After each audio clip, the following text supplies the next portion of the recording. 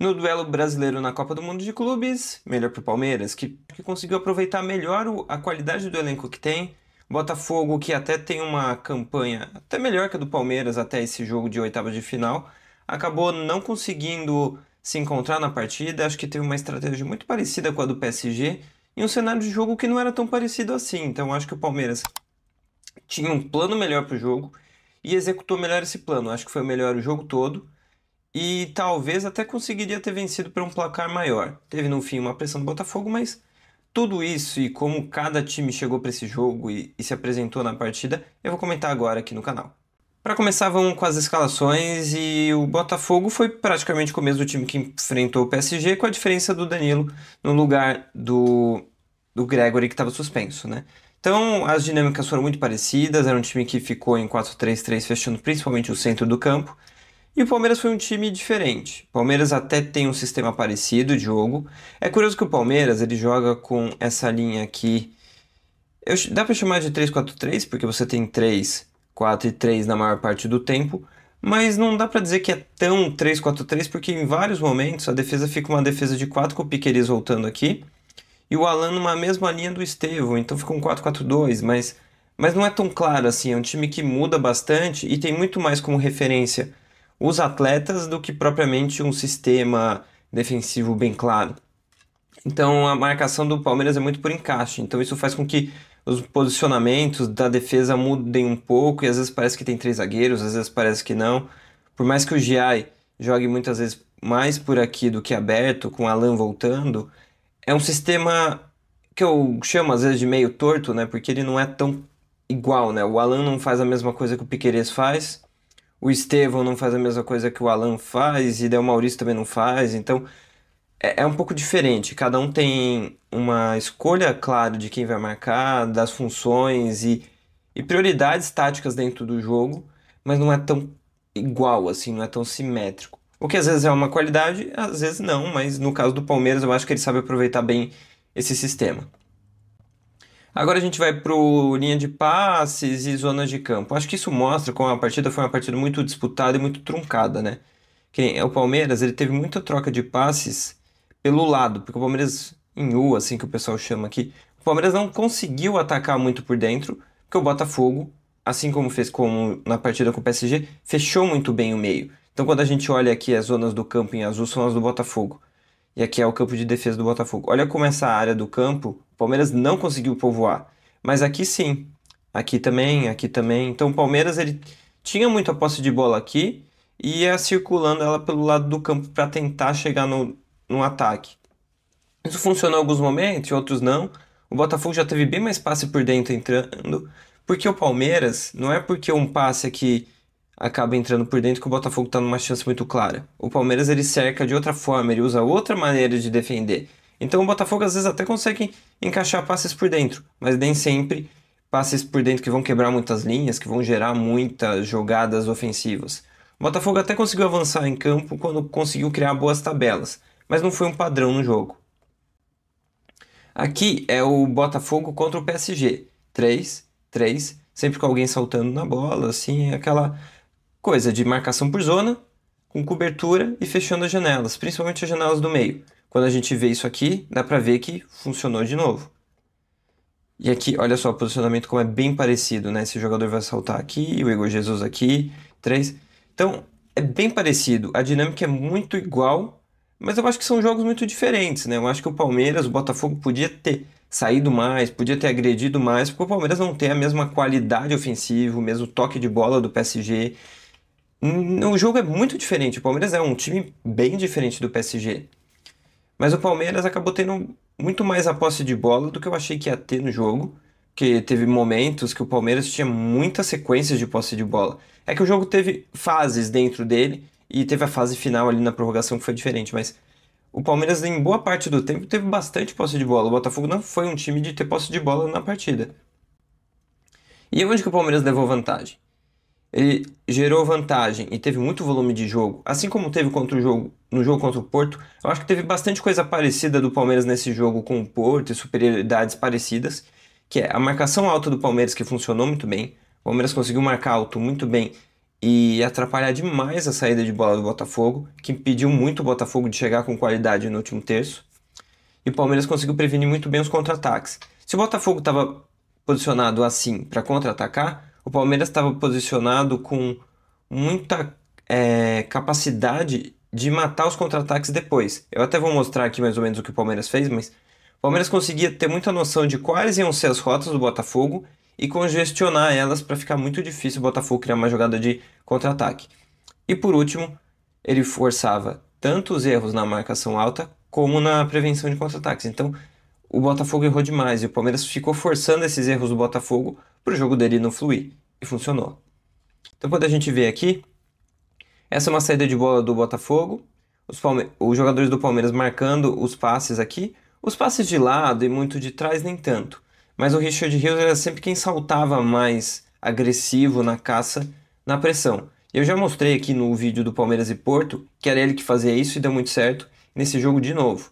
Aqui essa outra jogada. Essa jogada, o Barbosa vai tentar o passe aqui e o Alan vai roubar a bola, vai passar para o Estevão vai finalizar. Essa foi, acho que, a melhor chance do Palmeiras roubando a bola no campo de ataque. Mas aqui, quando a gente vê as linhas de passe fechadas, né? Que nem esse passe aqui está sendo marcado pelo Maurício. Aqui, o Alan.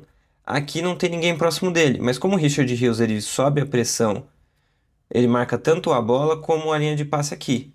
A linha de passe aqui mais ou menos também, o Vitor Roque marca aqui e aqui, e o Estevão está do lado oposto. Então é um Palmeiras que marca muito bem a saída de bola e tem a marcação forçando um erro do Botafogo. Acontece, daí o Estevão finaliza e gera uma boa chance.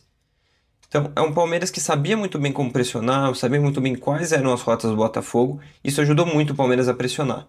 Eu acho que uma coisa que ajuda também é o Botafogo, que agora está sem técnico, né? Até vou falar um pouco mais sobre a saída do Renato Paiva.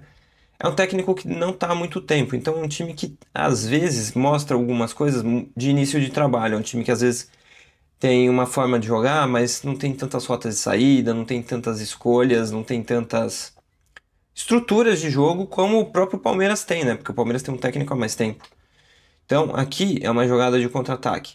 Olha o Arthur recebendo a bola e vindo em contra-ataque. Olha esse cadeado que o Palmeiras faz aqui, né?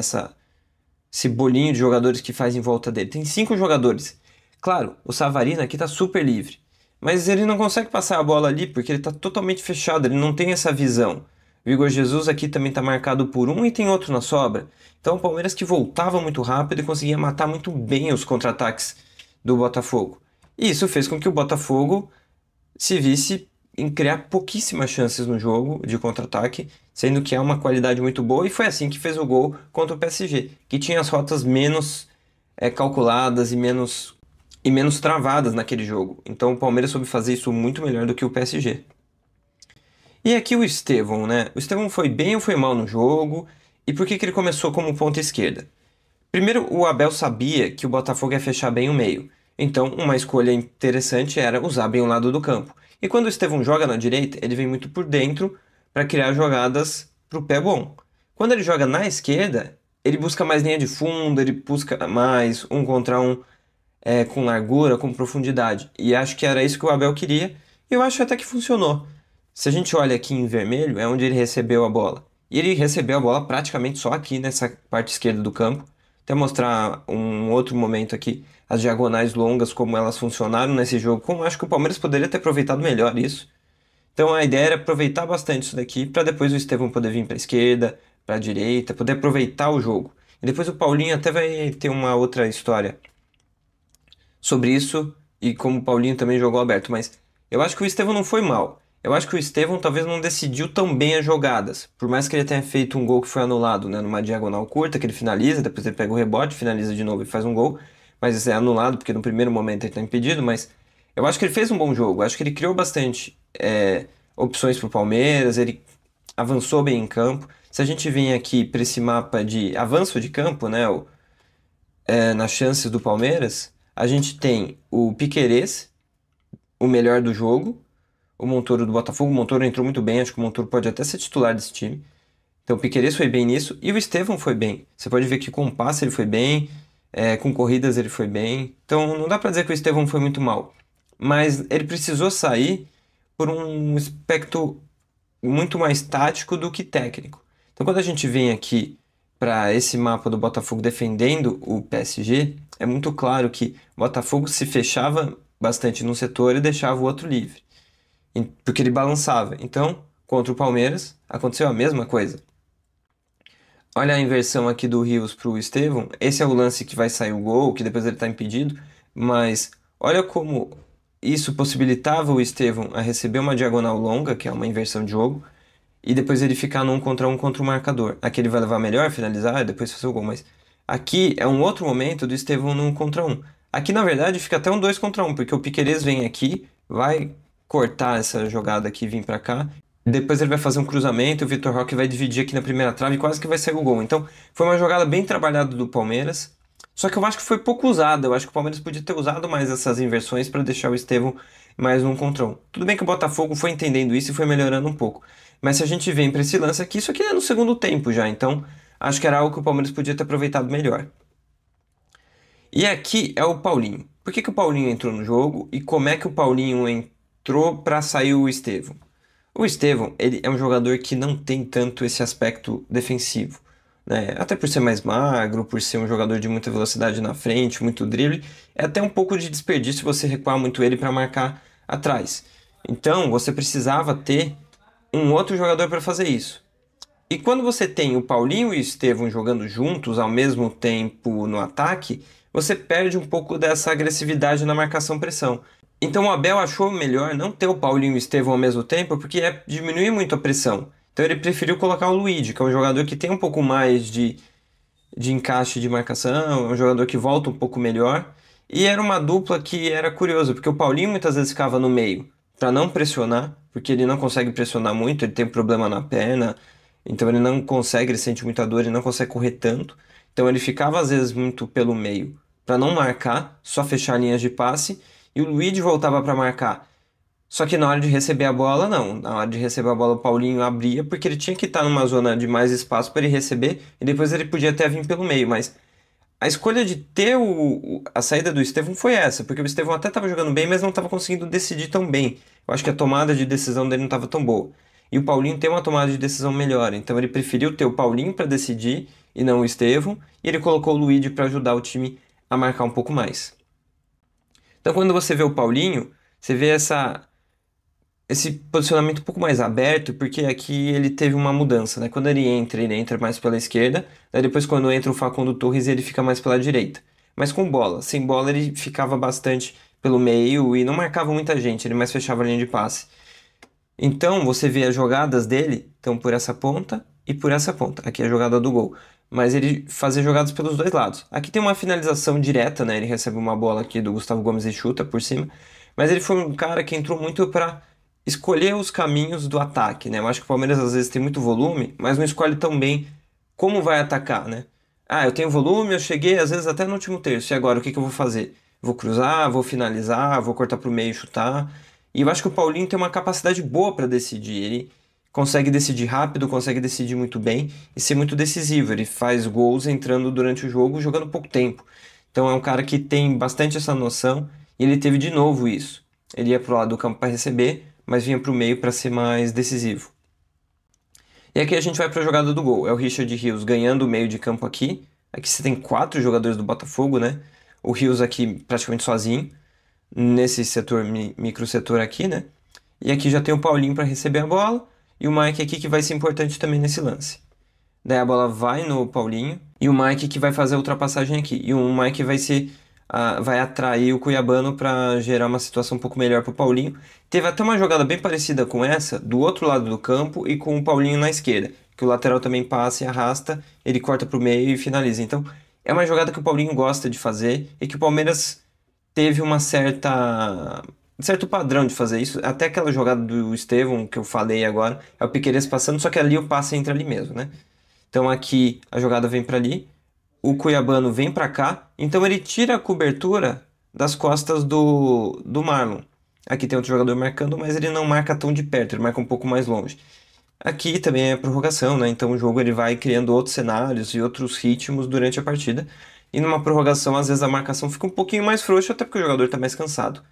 E daí o Marlon vem aqui muito para cima para roubar a bola, e ele não tinha cobertura. O Paulinho já esperando isso e já sem a cobertura do Cuiabano, dá o drible e fica numa condição muito boa de finalizar. E é aqui que tá a tomada de decisão. Ele chamou a responsabilidade e finalizou, em vez de dar o passe pro Richard Rios. Tudo bem, ele podia dar um passe aqui, o Rios podia ter feito o gol também. Futebol não tem só uma escolha certa, e às vezes até a escolha certa não dá certo. Mas ele é um jogador que tenta ser um pouco mais prático e tomar uma decisão um pouco mais rápida para pegar a defesa desprevenida. Então, foi isso que ele fez aqui. Ele chuta com muita qualidade, né? A bola tem um leve desvio aqui e não é o suficiente para tirar do gol, é até dar uma ajudinha para a bola ficar um pouco mais longe do John e ele faz o gol. Então, no final das contas, eu acho que foi uma partida muito boa do Palmeiras, que soube entender muito o que ele podia fazer no jogo, como aproveitar as vantagens que ele ia ter nesse Botafogo. O Abel até fala que ele tem um time equilibrado em todos os setores e não tão forte em um específico. Eu nem acho que é tanto assim, eu acho que tem alguns setores que o Palmeiras nem é tão bom. Acho que o Palmeiras podia ser melhor em outros setores e até ter ganhado melhor esse jogo, né? Mas eu acho que ele é um time muito equilibrado e que sabe fazer muita coisa. Até porque o Abel tá há 5 anos no Palmeiras, né? Então ele tem bastante tempo de trabalho, ele conhece muitos jogadores que tem. Muitos jogadores ele trouxe apostando na qualidade que eles têm, né? O Paulinho, ele não aguenta tanto jogo físico, mas porque ele tá machucado, né? Ele tá jogando a competição praticamente machucado, então ele consegue jogar poucos minutos, mas está sendo muito decisivo. Esse jogo teve um Botafogo, acho que muito cauteloso. Tem aquela famosa frase que falam que entrou respeitando muito, mas eu acho que o Botafogo entrou com uma proposta defensiva até interessante, mas sem tantas propostas ofensivas. E acho que isso foi um problema para o jogo. O Botafogo não soube se encontrar ofensivamente e o Palmeiras aproveitou muito isso. Claro que a gente vai para a parte final do jogo, onde o Palmeiras tem o Gustavo Gomes expulso, tá no fim da prorrogação, o Paulinho sai, entra mais um zagueiro no Palmeiras, e fica um jogo de ataque contra a defesa, com o Botafogo fazendo uma pressão muito grande e quase que criando um gol ali, e teve as melhores chances naquele momento. Mas é um momento muito específico do jogo, né? De uma competição de mata-mata, de uma prorrogação, e ali você não tem nem tanto uma estratégia muito clara, uma jogada muito bem elaborada, é muito mais uma tentativa de colocar jogadores na frente e fazer a bola chegar ali para tentar fazer o gol. Eu acho que isso mostra pouco do Paiva, né? Eu acho que o Paiva é até um bom técnico, um técnico que acho que consegue montar boas defesas, que tem boas ideias, mas acho que o Botafogo não apostou tanto assim nele, tanto que ele acabou sendo demitido, né? Então, no momento em que o Botafogo não aposta tão bem nele, no momento em que o Botafogo troca muito de jogador, troca muito de técnico, eu acho que isso atrapalha o andamento da equipe, mais soluções para jogos específicos, enquanto do outro lado o Palmeiras tem muito isso. Então acho que no final das contas esse acho que foi um fator bem determinante. O Palmeiras leu melhor a partida, entrou melhor em campo e sai com a classificação. Agora o Palmeiras vai enfrentar o Chelsea, adversário inglês que eliminou o Benfica e que é uma revanche do Palmeiras, né? O Palmeiras enfrentou o Chelsea na Libertadores, no último Mundial que jogou, né? Ganhou a Libertadores e enfrentou o Chelsea na temporada que eles foram campeões. E o Palmeiras até que fez um jogo bem duro contra o Chelsea, foi eliminado só num pênalti no segundo tempo da prorrogação, que acaba saindo o segundo gol do Chelsea, fica 2-1. Mas eu acho que é um confronto até que bem equilibrado. O Chelsea dá para dizer que ainda é favorito pela qualidade maior dos jogadores que tem. Acho que o Chelsea ainda tem um elenco mais forte que o Palmeiras. Mas nesse momento, o Palmeiras tem um time mais pronto que o Chelsea, né? O Palmeiras é um time taticamente mais completo, com um trabalho mais bem estabelecido do que o Chelsea, que troca muito de jogador também, tem um técnico há mais tempo do que o Botafogo, mas também não tanto tempo assim. Então acho que o Chelsea é um time às vezes um pouco confuso, às vezes um time sem tanto brilho, e o Palmeiras pode aproveitar isso para travar o jogo contra o Chelsea e levar a melhor. Claro que o Palmeiras tem vários desfalques, alguns por suspensão, alguns por lesão, mas acho que é um confronto em que o Palmeiras tem potencial de fazer um jogo bem feito e se classificar. Porque o Chelsea não é a elite europeia de Bayern de Munique, PSG e outros times. Quando o Bayern enfrenta o Flamengo e o Flamengo acaba perdendo do jeito que perde, eu acho que mostra muito uma diferença técnica ali, né? De um time que é a superpotência com um time que é uma superpotência da América do Sul, mas não da Europa. Que a Europa tem mais dinheiro, os times são mais fortes, tudo. Agora, quando a gente vê o cenário do Chelsea, o Chelsea não é tão forte assim, né?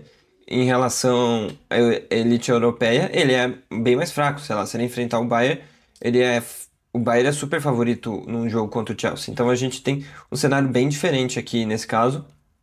E um time que é europeu, que é tradicional, que tem bons jogadores, mas que não tá tão pronto assim. Então não é um duelo tão impossível pro Palmeiras, acho que é um duelo acessível pro Palmeiras. Claro, o Palmeiras vai ter que jogar muito bem, vai ter que entender muito bem o jogo, não pode dar muitas chances pro Chelsea, mas é acessível. Então é isso, eu sou Rodrigo Seixas, analista e jornalista de futebol. Esse é o meu canal aqui sobre futebol, onde eu tento trazer um lado mais tático, mais estratégico sobre o jogo. Espero que vocês tenham gostado. Deixe um comentário aqui que você achou da classificação do Palmeiras, o que você achou da partida do Botafogo, da demissão do técnico do Botafogo. Você acha que o Botafogo fez uma boa competição, apesar de cair nas oitavas? Se o Palmeiras pode ganhar do Chelsea? Acho que tem muita coisa para comentar e pensar sobre isso. Então é isso, até o próximo vídeo e valeu!